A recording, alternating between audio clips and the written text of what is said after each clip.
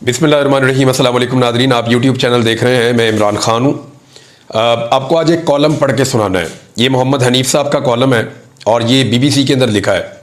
मोहम्मद हनीफ साहब सीनियर सहाफ़ी हैं और तज्ज़ियाकार भी हैं और ये कॉलम इनका मुझे बहुत पसंद आया। वैसे जो खूबी है मोहम्मद हनीफ साहब की तहरीरों में वो ये है कि वो बड़े सादा अंदाज में, बड़े आम फहम अंदाज में वो बड़ी गहरी बात कर देते हैं। मैं अक्सर उनकी तहरीरें पढ़ता हूँ और मुझे ये वाली तहरीर बहुत पसंद आई, तो इसलिए मैं आपको पढ़ के सुना रहा हूँ।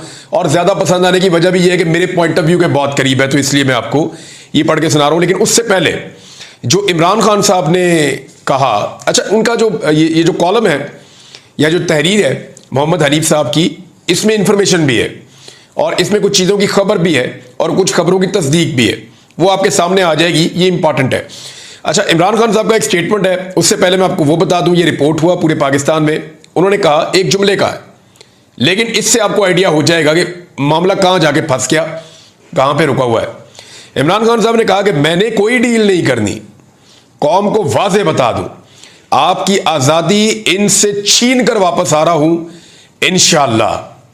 ये इमरान खान साहब ने कहा कि मैंने कोई डील नहीं करनी, कौम को वाज़ेह बता दूं, आपकी आज़ादी इनसे छीन कर वापस आ रहा हूं इंशाअल्लाह। ये जी इमरान खान साहब ने कहा। अब आइए कि अडियाला से ऑक्सफोर्ड तक, ये मोहम्मद हनीफ साहब का कॉलम है। वो लिखते हैं कि जिंदगी में अंग्रेजी की जो पहली ज़ख़ीम किताब पढ़ी थी उसका नाम था द ग्रेट एस्केप। इसमें इन कैदियों की कहानियां थी जो दुनिया की महफूज तरीन जेलों से फरार होने में कामयाब हुए। कोई जेल के गार्ड का बेस बदल कर भागा, किसी ने अपने आप को धोबी की वैन में छुपाया, एक ज़हीन कैदी बिस्तर की चादर से हैंग ग्लाइडर बनकर, वो ऐसे छलांग मार देना ऊपर से कपड़ा बांध के, जेल की फसील के ऊपर से प्रवास कर गया। लेकिन ज्यादातर कहानियों में कैदी साल हा साल तक खामोशी से एक सुरंग खोदते थे। अक्सर पकड़े जाते थे, लेकिन कुछ खुशकिस्मत अपनी आज़ादी पा लेते थे।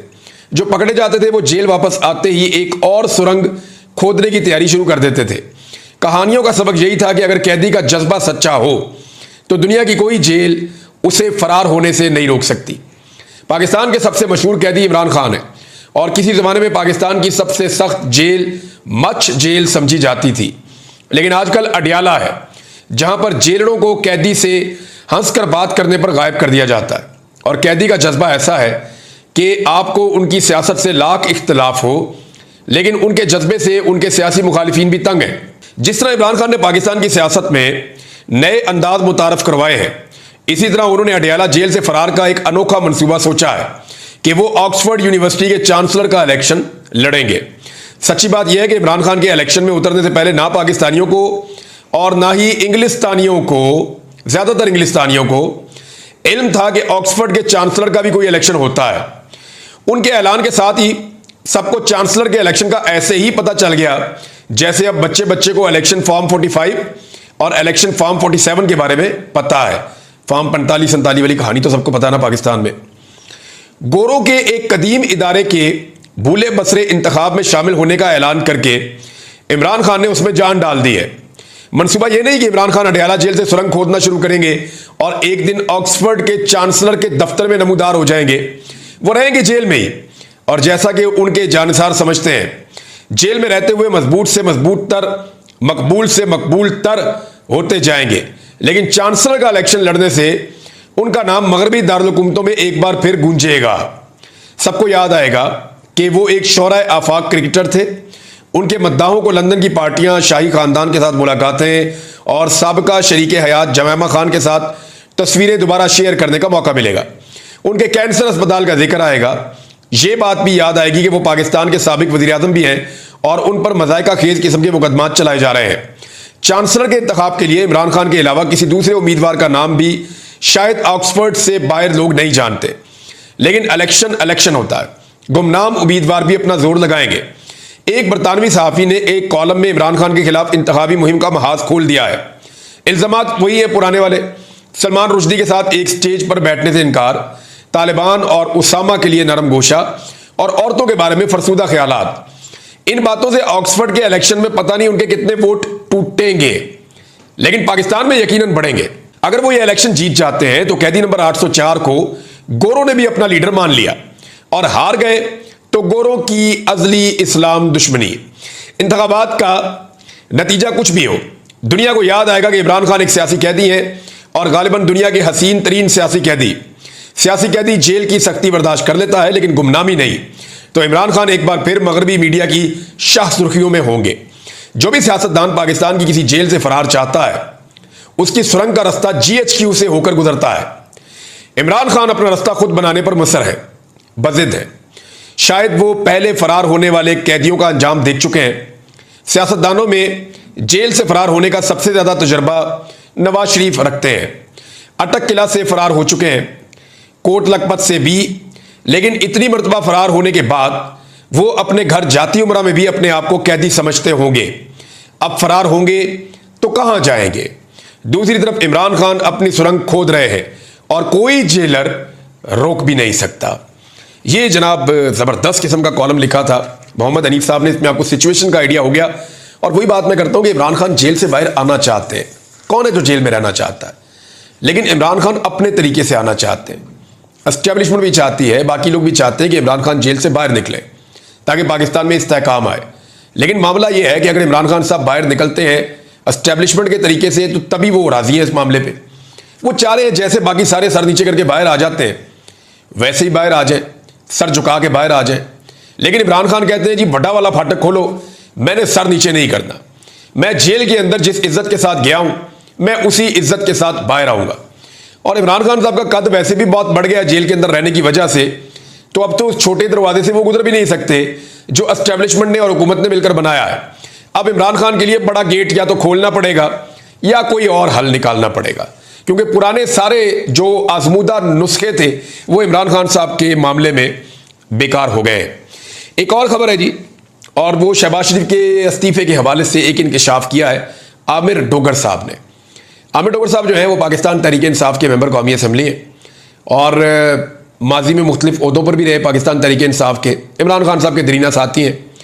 उन्होंने एक जगह दावा किया कि पिछले हफ्ते शहबाज शरीफ साहब जो हैं वो इस्तीफा दे रहे थे। उन्होंने कहा जी 2 हफ्ते पहले शहबाज शरीफ साहब इस्तीफा दे रहे थे, पीपल्स पार्टी अगर हाथ हटा ले तो सुबह हुकूमत खत्म हो जाएगी।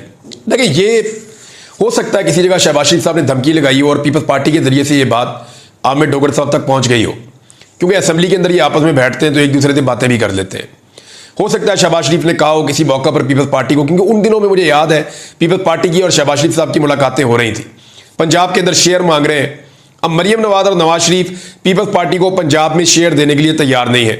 शहबाज शरीफ साहब कहते हैं जी आप दे दें शेयर। उधर पीपल्स पार्टी ने इनके सर पर डंडा मारती है बार बार शहबाज शरीफ के।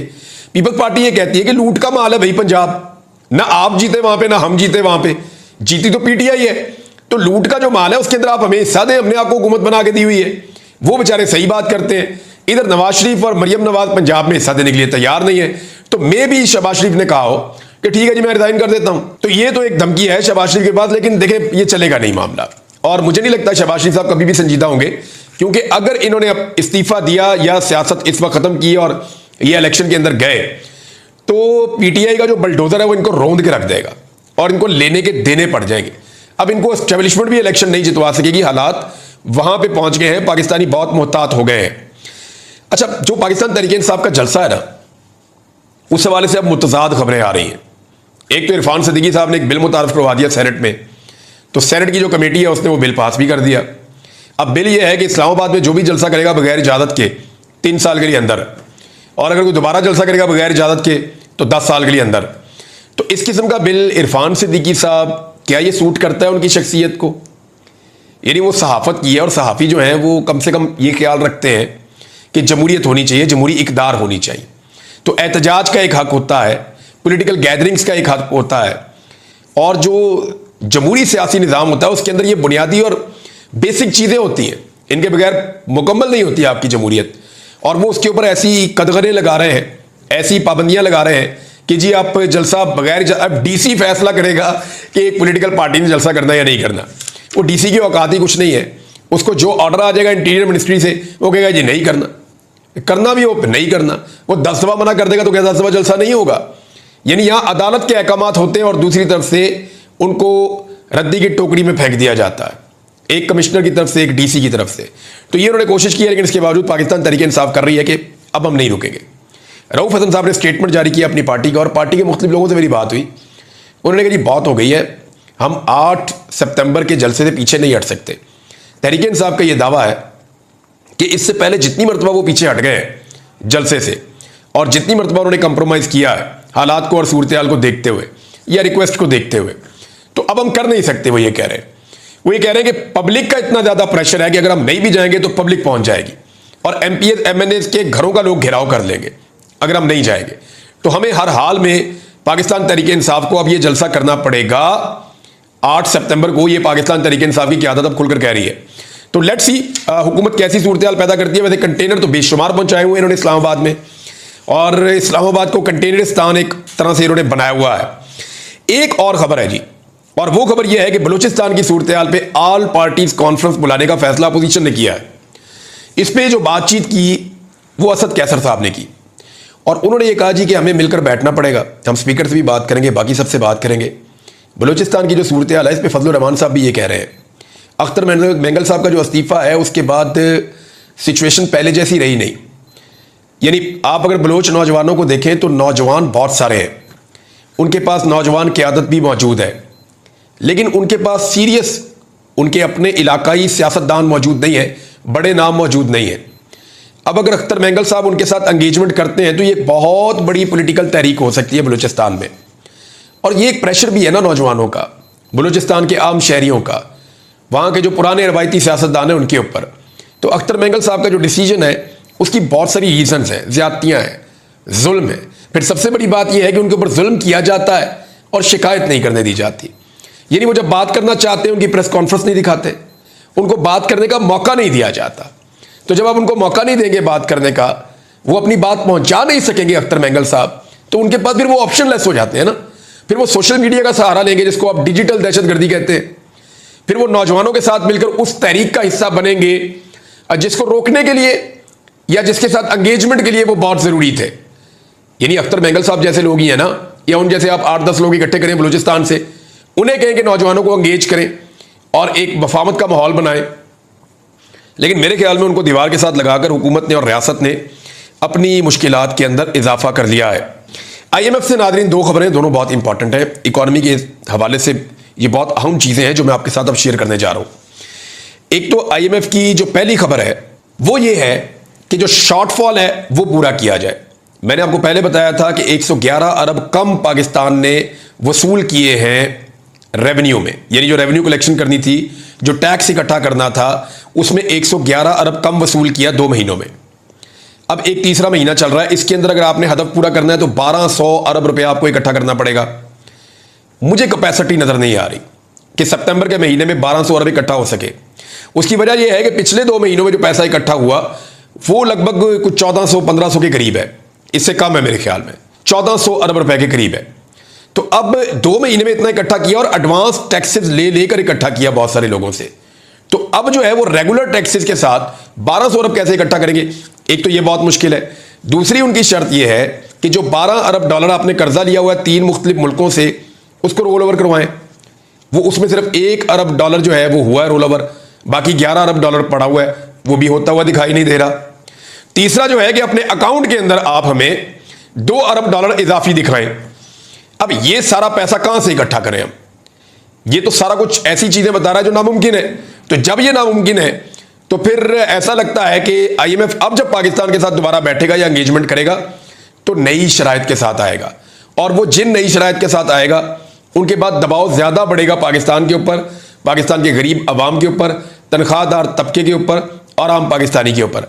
अब तक की जो इतला उसके मुताबिक जो कैलेंडर जारी हुआ IMF का, उसमें बोर्ड के 9 तारीख के और बोर्ड के 13 सितंबर के जो इजलास आने जा रहे हैं उनके शेड्यूल में भी पाकिस्तान का एजेंडा शामिल नहीं है।